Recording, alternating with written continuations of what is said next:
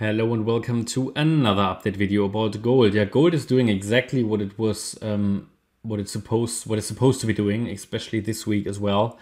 I can't remember in the last video. I haven't rewatched it, but I'm sure I gave you that support area in the last video. And we have entered it and we have reversed out of it. And this was the trend reversal or support area for the wave 4 that we established, where we said, okay, look, we can come down all the way to 1931, but as long as we're holding that, yeah, or get a reaction early at one of these fib levels, we can push higher in a fifth wave. Now it's getting interesting because we now have a 5-wave move up. We haven't really broken above this resistance level that I gave you in the previous video, but I made you aware that 1988 is certainly an important resistance point, and it could develop an inverse head and shoulders from here, something I highlighted already many weeks ago when price was starting to turn around here. And we said, look, we've got a ceiling here, and after the 5 waves up could head here, and then we could get this wave 2 correction. We'll talk about that now anyway. So far it's looking good, yeah. The idea has been, and it's been a very consistent technical analysis here for many weeks, actually months, I think, because we've been talking about this wave 1 to the upside happened, okay, it topped in April. We've then been talking, it's late. We've been talking about this wave 2 correction in an ABC structure. I gave you the trend reversal area already weeks ago, months ago. Price came into this area, turned around. We needed a lot of patience, but the idea was that price in this scenario should turn around in this box. We said, look, in addition to the technical analysis with fibs, Fibonacci levels, we can use this descending wedge structure, which often appears where we have an ending diagonal in the C wave of the wave 2. And the break above the wedge pattern would be an indication that things indeed are turning around, and things seem to be turning around. And then we said, okay, to really have a confirmation that price is bottomed, I want to see 5 waves. That's basically the first confirmation that we have started a new uptrend in a third wave, which would be very bullish, as you can see here. So we needed the 5 waves. We now have the 5 waves. I'm actually happy now. Yeah, I'm happy for the first time here. I can call this now a 5-wave move. But it would only be valid as a diagonal. It's not an impulse, okay? But it's a diagonal. I think I mentioned that last time. We've hit this ceiling at 1988. And now that we have 5 waves, I can provide a support area for a pullback. So obviously last time I already gave you this setup. That worked out nicely.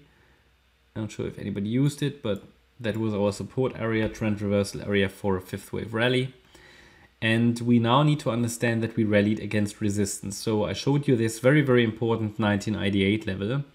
I think we will get stuck here for a little while, probably. But generally the trend seems to be up now.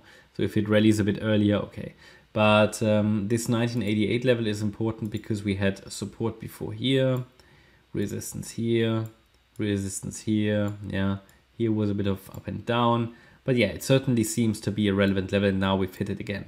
So what I highlighted already weeks ago is that this could develop here a bit of an inverse head and shoulders. Now, I'm not a fan of head and shoulders, but indeed they are potential reversal patterns, and if they are in line with an Elliott wave count, I'm happy with them. So that means we need something like this probably, okay? And that could now develop, because if we indeed have fulfilled a first 5-wave move up, then this could again be counted as a wave 1. And then we should get a wave 2 pullback before we rally in a third of a third wave, and so on. So I need to move all of these waves across, but don't worry now. We've got 5 waves up, so we can now measure. I mean, does it mean it has to come down now? No, but it means now it can.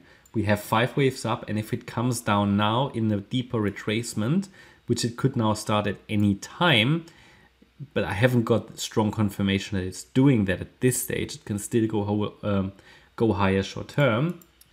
But if it comes back, then it is likely a wave 2, and the chances that it will form a higher low are quite high because we have a 5-wave move up. But because it's only a diagonal, it needs to prove itself. But nevertheless, if I'm looking at the chart context, it has done what it was supposed to be doing. So I hope this will go well. Now I would use this trend line, yeah, probably like that. You've got 3 touch points. as an indication when the wave 2 is starting. I think we can use this trend line to understand when the deeper pullback is starting. If it breaks, yeah, we are likely in a wave 2. What would be the support area for the wave 2? So we can measure that based on the length of the wave 1. Go here to the low of the wave 2. So wave 2 should now not go below 1919. Yeah, so as long as we are holding 1919, that's the bullish relevant support level. Micro supports or FIB supports at 1955, 1944, 1934, and then 1919. Yeah, that's my update about gold. I hope you liked the update. If you did, please hit the like button, leave a comment and subscribe. And if you really like the content, then please check out the channel membership. Thanks a lot for watching.